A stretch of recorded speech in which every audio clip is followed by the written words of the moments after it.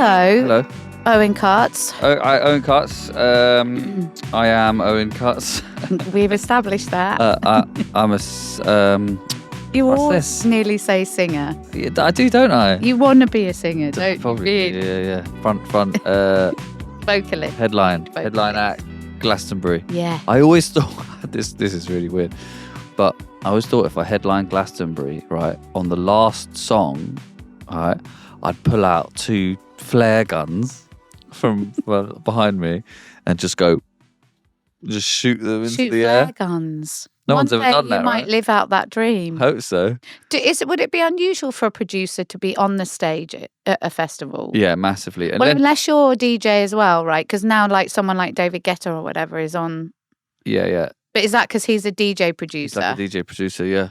It'd be a bit weird for the producer or songwriter to be on stage, yeah, unless you've written absolutely everything. Like, it wouldn't be weird if, like, Bernie Taupin suddenly appeared came on with Elton John, because everyone. But if you just started sort of walking at the back of the stage behind one of your artists, a 40-year-old man, you know, with a flare gun. 2 flare guns. I'm Jodie Carris. I'm a therapist and the founder of Self Space, which is a contemporary mental health service.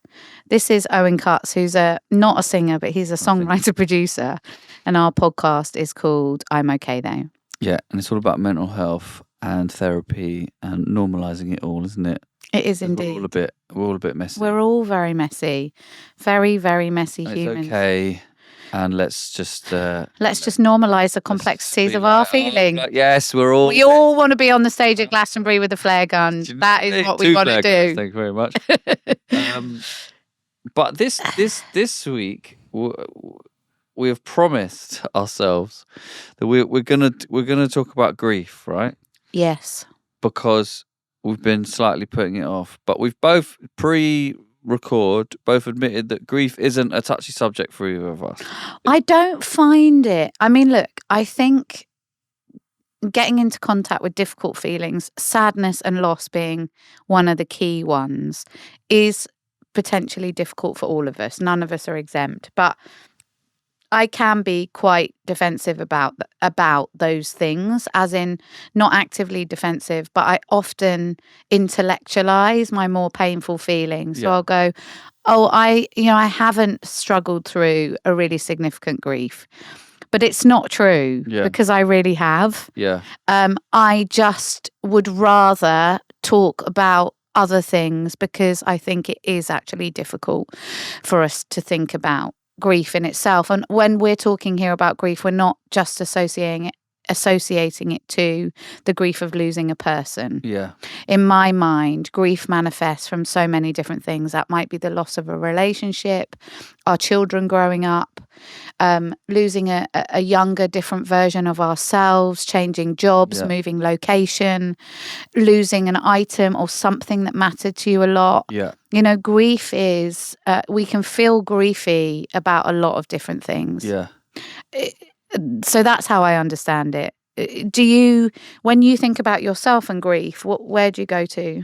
Well, my obvious go-to is, when losing a person. I lost someone very special to me when I was young. That was your friend, wasn't it? My friend, yeah. Yeah. So that's my immediate go-to. But I'm really interested in the other kinds of grief as well that you talk about, because I think that's really important to recognise that there are other types of grief that we go through daily. Yeah, and in our lives, for periods of our lives. Yeah. For our teens, for our childhood, we can grieve. And what I think is really important to remember is every single grief we experience will remind us of griefs we've had before. Yeah. So they kind of build up. Yeah. So it's like a kind of shadow memory that lives. That grief reminds me of that grief. Yeah. And so they can really deepen. And also, as we allow ourselves to experience feelings of grief, they prepare us for the losses we haven't yet had. Yeah. So sometimes, we'll notice, particularly you might notice it. I noticed it quite a lot with my nan, who was a very important person in my life. And I started grieving the loss of her years and years before she died. Why was And I that? could feel my psyche preparing, which might be that I imagined I'd lost her, or I dreamt that I'd lost her, or I would lose her in M&S and panic, or I could feel that something was shifting because I knew that was going to be a big grief for me. Right. Didn't make it really any easier, No, but I did catch myself going, I feel so sad about the idea of losing her. Yeah. And we can often have that about our parents, Yeah. and or people that we love, that we might, I often think that those thoughts as well, which we might associate it to guilt or the things we haven't done, when we think about somebody else's life being over, it really brings into clarity the quality of that relationship. Right. And what we're not saying, what needs to be said, all of that stuff. So we kind of start preparing for loss. Yeah. Really, really early. That's and interesting. I noticed as well before, one of my other, big griefs, not just losing my nan, was the ending of my marriage, which was, 22-year long relationship. And I noticed years before that, probably even 5 or 6, 7 years before that, I can remember saying to him, God, I wonder what it would be like if we weren't together. Yeah. So you almost, I think somewhere psychically, and I don't mean psychically like woo, but in our psyche, we start to prepare for endings, even when we just begin. Because for me, the difference between things ending and grief is that Grief of someone dying, you mean, or the feeling? no, I just feel like grief is like it's never coming back. Grief or death? So when you're grieving something, I think for me, it's the knowledge that it's never coming back. Okay, got it. Never coming back in the shape that it was. Yeah, so like at the moment, like I'm really like I don't want my daughter to age.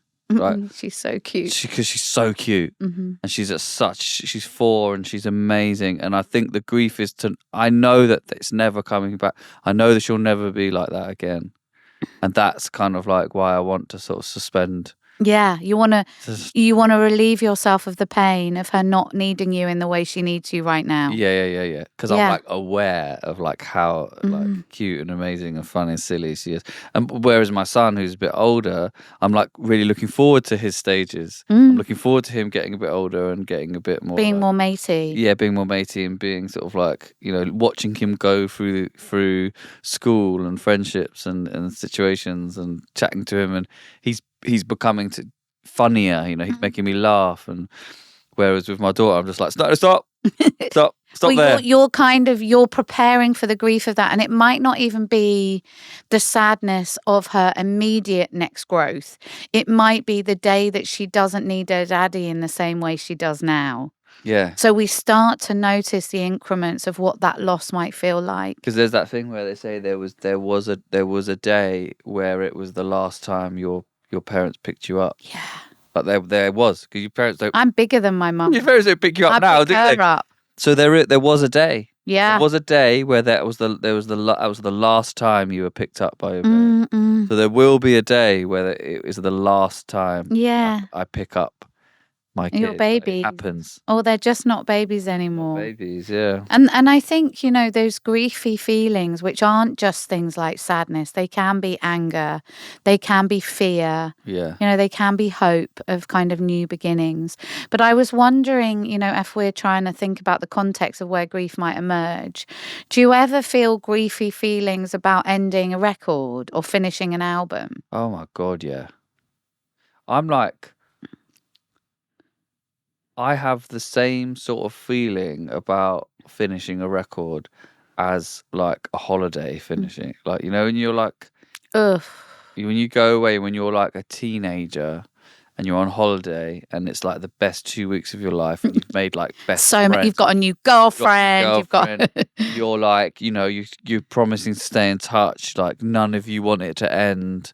Because it was this like magical suspended reality 2 weeks in a whole country, and then you come back and you crash. Yeah, and life is just Because I always miserable. say like holidays are the best drugs you can take because they cost the most, they last the longest, you come up the highest, come down the lowest. Yeah, it's so true. And I have the same when I'm really into a record and we finish it. and it's all, and the process is like, even post release, it's slightly died down. I have the same feeling. And it's the end. It's the kind of ending of a creative process, right? That bit of you that was attached to that will never be activated again. Yeah. Because it's not the same people, it's not the same music, it's not the same.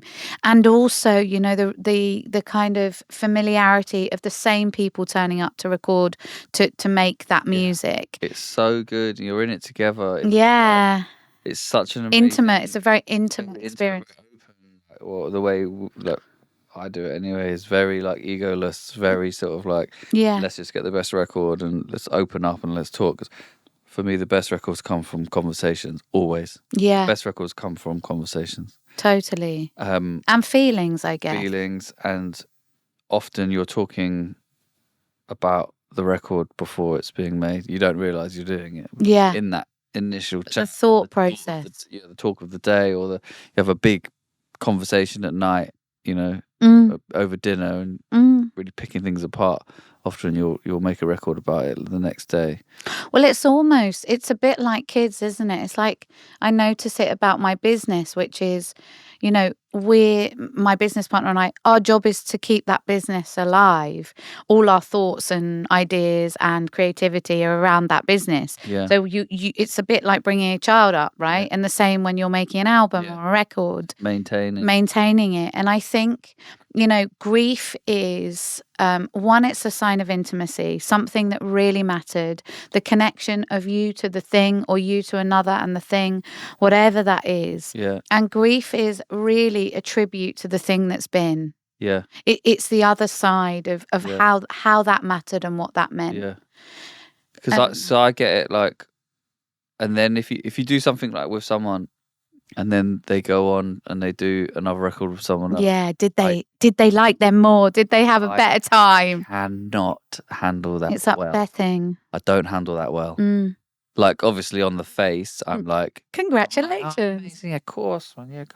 But there is a part where it's like, the pain of it, and the sort of, you're not in that bubble anymore of making a record together.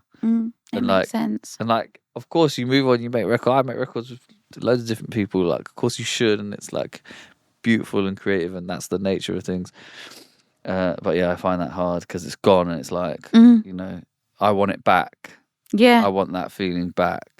You want to recreate it. And when you think about the kind of seat of emotions, the place that those feelings come from, does it feel similar to when you lost your friend? Or does it feel like it comes from a similar pot of feelings? That's a bit of an abstract question. Yeah, I understand what you're asking. It does, because, like I say, the fact that it's not coming back, I think that's the more saving grace from work and stuff. You can always work with them again in the future, or whatever, or you think you can. But like, when my friend died, it was like, he's not coming back. Yeah, there is nothing. It's very finite. Finite. Yeah. It's like, you have it's also the knowledge of it's like, it's knowing that the questions you have no answer. Yeah. It's not even like someone at some time could have answered it. It's like, there is no answer. Yeah. There is nothing to answer your questions. And you know, me and my friends had so many questions. Like, did it hurt? Was he in pain? Was he like, where's he gone? Like, what happened to him? How did he die? Like, he fell off a wall. Oh gosh. Like, just complete tragic accident. Wow. Yeah. Fell off the wall into the sea. Oh my, and drowned. Well, don't know. We don't know. Oh my goodness. Did he die when he hit the water? Yeah. Wow. Like, we don't know what happened. Were you there? You weren't. No, I wasn't there. He was in Spain. The other thing is, there was a time where we were maybe meant to be there. So he was living in Spain. There was a festival, and he was like, "Come out for the festival, man. You'll love it." And we were all like, "Yeah. We'll try and make it work." And none of us went. So, but yeah, he died, and you're just left with nothing. You know, it's like, he's not coming back. Two, we don't know what happened with Free. We don't know where he's gone, if he has gone anywhere, or lots of like existential questions and More questions than answers. no answers. Yeah. That's the hard thing. No answers. Not even from your elders, not from your dad, not from like. Did they find his body? I'm sorry to ask. Yeah. Yeah, they did. Yeah. Wow. That's a big story, isn't it? And I think, that the idea of what it means to be left with all of these emotions without the person to talk it through with and share it with. Yeah. That is incredibly challenging. Yeah. And I'm not good at I don't accept things. Like if you tell me I can't do something, I'm not accepting that. I'll do it. Or I'll try. But there's nowhere to go with that one. That you just have to accept it. So how did you navigate that grief then? How did you navigate that? Well, first of all, we were 23. I say we because there was a group a group of us, yeah. And so it was this kind of like, if I'm honest, it was this bizarre time, right, where like all of a sudden we were the center of the community because something tragic had happened and it had happened to us. And so we were kind of like, it was almost like our neighborhood froze and like any sort of door was open to us. Everyone knew what had happened and everyone knew that like at the very center of it was his mum and dad and sister. Of course. And then if it was like rings of a tree trunk, the next ring was us. So we were kind of, it felt like almost magical in a way. It was this like time, like no one was asking you like to go to work, or no one was asking you to like, oh, can you? There was a kind of understanding. Yeah. Oh, you owe me 50 quid. Can you pay me that? Like there was an understanding and a kind of like we were left alone and all the doors were open to us and we were kind of like rolled around. There was 4 of us who were all in the same position. I think that was quite comforting. That we were in it together. We were in it together. It's like, I feel absolutely like obliterated, but at least I know that the other 3 are feeling the same. So we're in it with you. So we'd wake up, we'd call each other, we'd chat, we'd meet up, and then we'd just kind of like roll from house to house, being like fed and watered. Yeah, because also there's this horrible period of like, as you say, did they find his body? Like it took a month to get his body back to the UK. Wow. So we had a month waiting time, waiting for the funeral. It was this kind of like, weird period. No man's land. But also like carte blanche to kind of do whatever you wanted in a weird way. Yeah. Any behaviour was excusable because like, oh, don't worry, they're going through, hell. So like we could like drink or we didn't, but we could be badly behaved. We could have smashed, we could have done anything. And no one would have told us.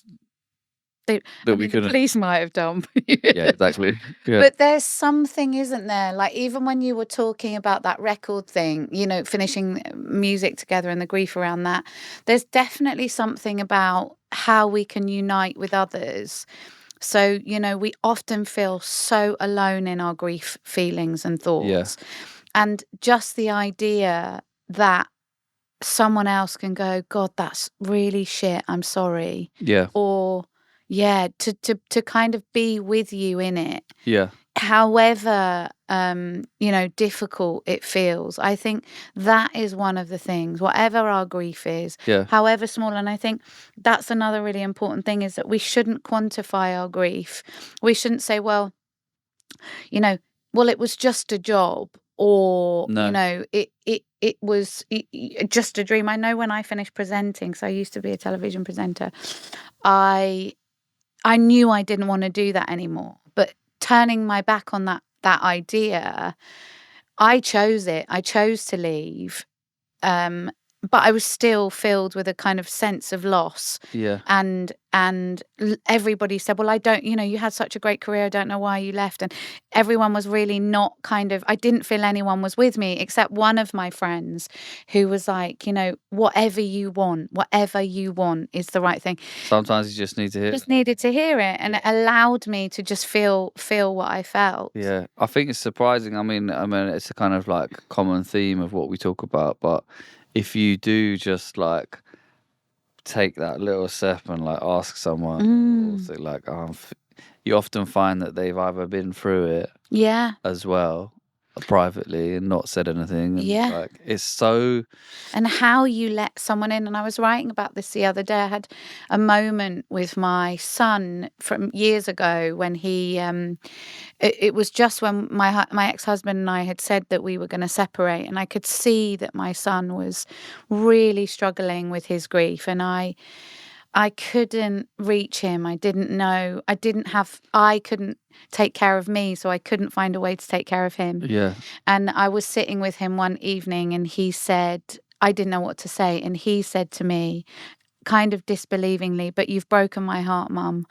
And I had. And I was able from that to say, I know, and I'm so sorry. Yeah. And there was something in him allowing me in. God. I know. Yeah. But there was something in him allowing me into that grief space Yeah. that allowed us to be together. Yeah. And it meant that I could reach him, and he wasn't alone, because he just needed to hear me say, I'm sorry. Yeah. And he found, at 7 or 8, he found a way to make that happen. Yeah. But I guess why I kind of share that story is when somebody steps alongside you in it, whatever that feels like, I think there's something really unifying in that. You feel sort of supported in it. Supported and seen. Yeah.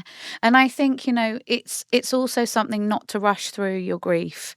We hear the cliche a lot of times, a healer. Yeah. But allow yourself to feel it all. Yeah. We're never one thing or the other. And we're never just sad. You might be sad and hopeful, or, angry and relieved. These things, they live as multiples. Yeah. And also that, like, I guess like your TV situation, it's like, it's okay to know that it was the wrong thing, but also to grieve it. To grieve it, and to know that I was going to miss some of it. Yeah, because I feel like if you let yourself grieve for it, then you're telling yourself that, it was the right thing, and like I miss it, and etc. etc. But actually, you can know that it's wrong. You can know that you have made the right decision. Yeah. But it's still painful, and you're still going to grieve it. Like the end of friendships, like the end of relationships, it's never clear cut. Yeah. It never is, however much we say it. Yeah. What things can comfort us when we are feeling particularly griefy? And I go back to what we always talk about here, which are the rituals and the routines that keep you buoyant when waters get choppy. But also, the little things like sharing, taking a moment to indulge your grief. If you're grieving the end of a relationship, allow yourself to listen to sad songs. Yeah. Allow yourself to feel the most miserable. Yeah. Give yourself the opportunity to do that. Yeah. Because that's the way that you can really process it. Yeah. I found it like now when someone's going through the loss of someone they loved or something, I feel like quite, or at least a little bit better equipped to sort of like know what they might need or not. And sometimes I remember just sitting with someone and not talking was really helpful. Just so now, like, if someone like is going through something, I say, hey, look, we can just hang and just not chat, like, if you want. Because that was really helpful for me. To just be together. Just to have someone there. And eat like, food, or I'm sick of talking about it. I don't want to talk to anyone. But I don't want to be on my own. I don't want to be on my own. Yeah. Yeah. Or just to like chat shit. Or, like, And sometimes, I think when we are feeling in this grief space, the last thing we often need is someone who's trying to fix it. Oh, absolutely. Or trying to fix it ourselves. Like, come on. Yeah. Let's just jolly along. And I don't know if I'm from the 1940s suddenly. No one says jolly along. Jolly along. Come. Mary Poppins. But I do think you know, as somebody that's with someone who's grieving or in your own grief, we don't have to fix this. We don't have to approach it with the ferocity of a shark bite. Yeah. We don't have to try to mend that. Yeah. I remember I went through a phase of snapping at people who were just Trying to help. or didn't know what to say. Mm. And I would like, you know, I was so angry. I think I was just like snap back at them. Like people would say, "Oh man, you know, he wouldn't want you to, you know, be this upset. He wouldn't want you to, like, I don't know. He wouldn't want you to like mope around or whatever." And I used to be like, "Yeah, well, he wouldn't have wanted to be dead either. So Yeah. do you know what I mean? It's not the right Fuck thing. off." I don't need to hear that. Yeah, but I feel bad now because they did. You know, you don't. Some people don't know what to say. Like, you know, the other people would be like, "Oh, he's in a better place now." And you're like, no, he's I'd be better like, places here with me. Yeah. I used to get so angry. Yeah.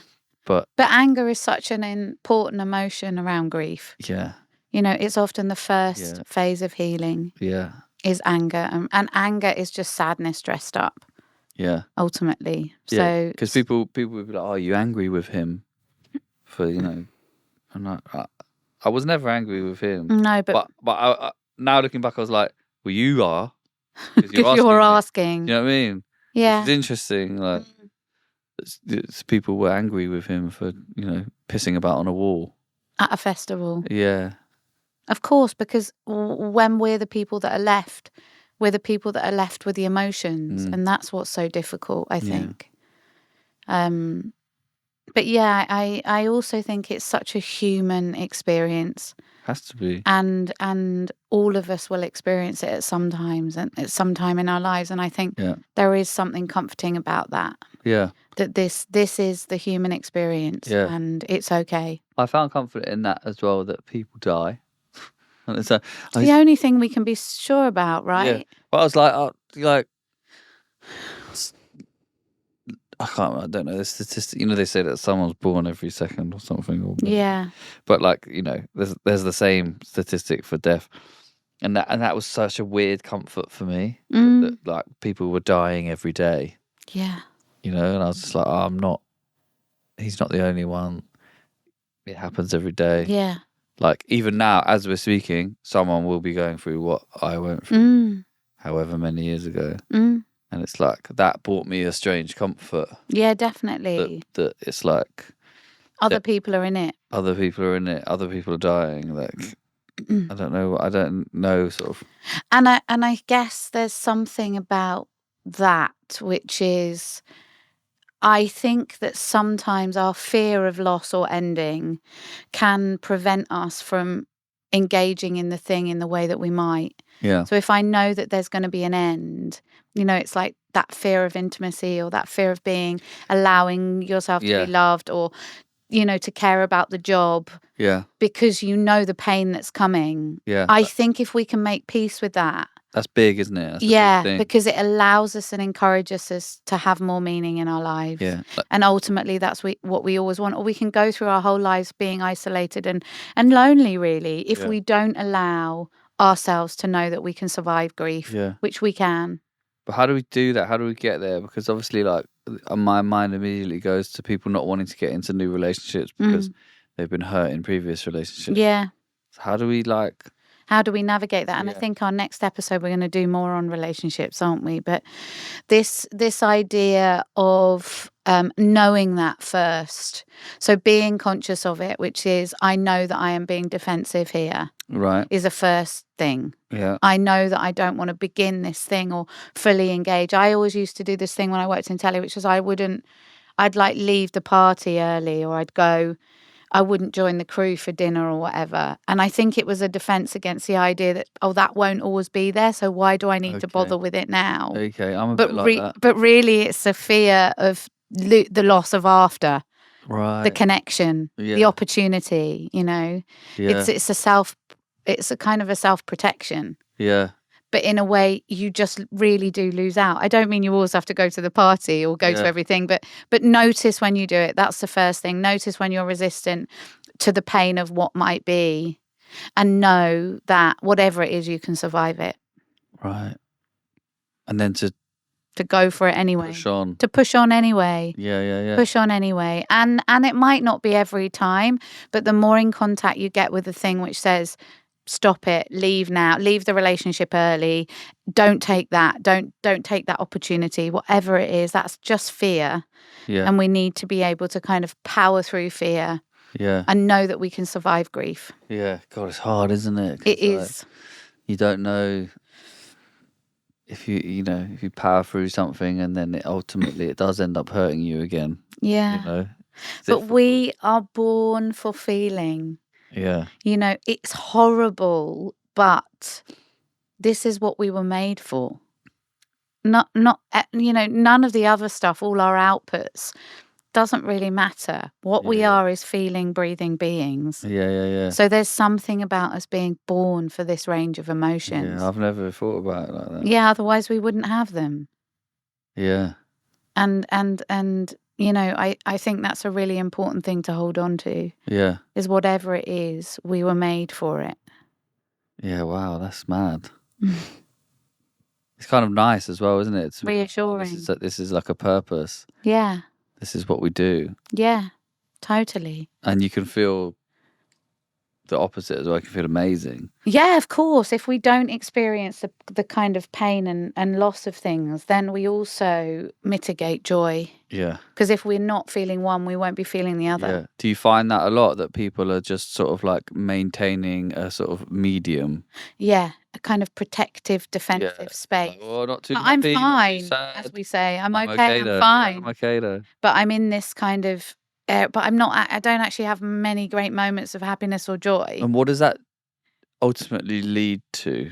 A kind of a disengaged kind of experience of life, or disconnected, right? Where we're just kind of ambling through it, not really making the deep connections on either end of that scale, which is what we want ultimately for a rich life. We can live a mediocre experience of life, never really experiencing the low or the high. Because we don't want to. Because we don't want it. We don't think we can bear the range of that. Yeah. And I think it's a missed opportunity if we don't encourage ourselves into those. God, it sounds awful. It sounds awful when you say it like that, doesn't it? Like a mediocre life. Yeah. A mediocre feeling life, right? Like, that sounds terrible. Because if you think about it on your own deathbed, I want to know that I experienced despair and the darkest end of it, as well as the most incredible love and joy or whatever. Yeah. Otherwise, why were we here? Yeah. What did you do it all for? Yeah. Like, exactly. So I think there is something about, as we talk about grief, holding your own life very clearly in your mind. Yeah. The clarity that we're here for such a short while. Yeah. And, we can survive pretty much anything. Yeah. Emotionally. Yeah. Very true. I think that's a nice place to wrap it up. Yeah. Well, thank you very much again. It's my pleasure. And we actually stuck to what we said we were going to talk about. We didn't avoid talking about grief. We actually talked. And I think your story is a very powerful one about your friend. And I'm sure there are lots of people that can relate to that too. So thank you for sharing. Well, you're welcome. And we'll see you next time.